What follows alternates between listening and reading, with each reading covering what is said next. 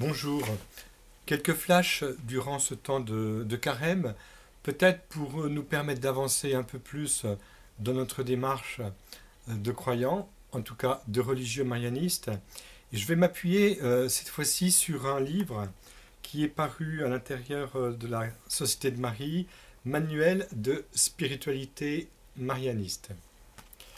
Formidable. Très simple et très accessible à tous. Et comme on a peu de temps à consacrer pour regarder des vidéos, je vais donner des petits messages chaque semaine pour nous permettre de progresser. La première thématique, on va dire, proposée, c'est le silence de la parole. Vous direz pourquoi parler du silence? Bien parce qu'en fait, le carême, c'est l'occasion pour nous d'évaluer notre possibilité d'être à l'écoute de celui qui a donné sa vie pour nous. Et nous allons le suivre dans sa passion au bout de 40 jours, dans sa mort, dans sa résurrection. Il a fait de nous des vivants. Alors le silence, c'est une condition nécessaire pour que cette parole de vie résonne en nous. Et le Père Chaminade, il tenait beaucoup. Et nous, marianistes, nous avons une tradition qui nous fait, disons, découvrir le silence sous certains aspects. Aujourd'hui, je vais vous parler du silence de la parole. Évidemment, nous le savons bien, ce que nous dit est comme une semence. Et cette semence peut être une semence de vie, ou alors au contraire une semence de mort, d'une certaine manière. Nous avons à évaluer ce que nous avons à dire et pourquoi nous le disons. Quelle est notre motivation personnelle? Et c'est pourquoi le silence est si important, le silence de la parole, parce qu'il nous permet finalement de faire des choix. Qui est à bord? Je dis ça par exemple pour celui qui voudrait conduire un bateau, un navire. Qui est à bord? Et il arrive que parfois, eh bien, je ne sois pas maître de moi-même et je puisse dire des choses que je n'ai pas vraiment choisi de dire et qui ne sont pas ajustées à ce que le Seigneur attendait de moi. Le silence est d'or, la parole est d'argent. Donc le silence est important au niveau de la parole parce que il nous permet de bien maîtriser et choisir ce que nous devons dire et que les autres puissent entendre. Il y a d'une part ce que nous devons dire et d'autre part ce que les autres puissent entendre.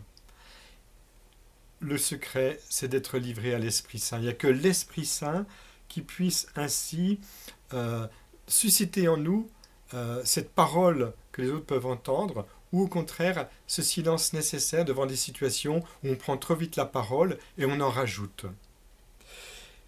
Ce qui consiste justement à ne pas trop prolonger notre discours pour laisser aussi Dieu parler aux hommes sans intervenir. Dans les retraites que je prêche, j'aime bien proposer un silence total parce que dans le silence, il se passe beaucoup de choses dans l'ordre de la communication entre tous les retraitants que s'ils se mettaient à échanger ensemble.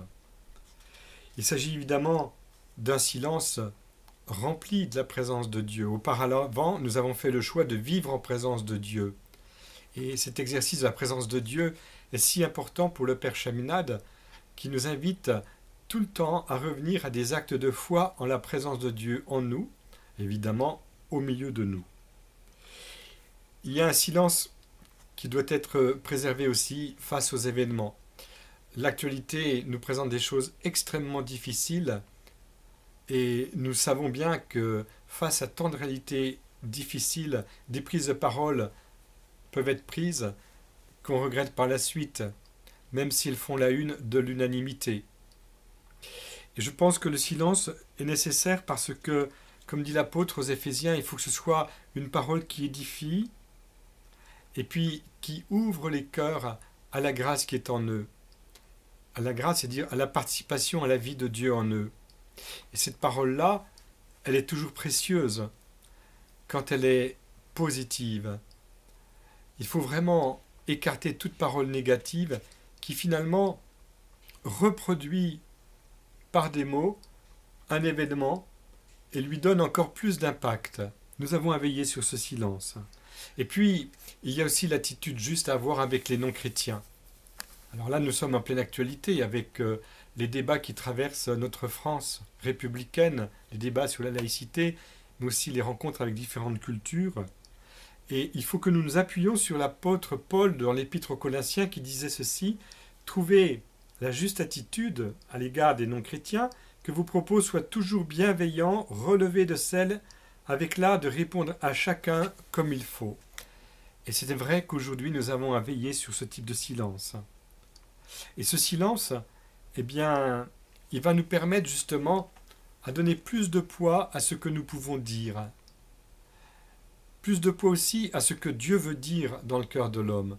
En communauté, c'est évident que ce que nous allons traduire par des mots peut propulser la communauté vers le bien, vers une certaine consolation d'être ensemble, ou au contraire la ramener à ces mauvais penchants de parler en mal de situations qui nous désolent, qui nous attristent.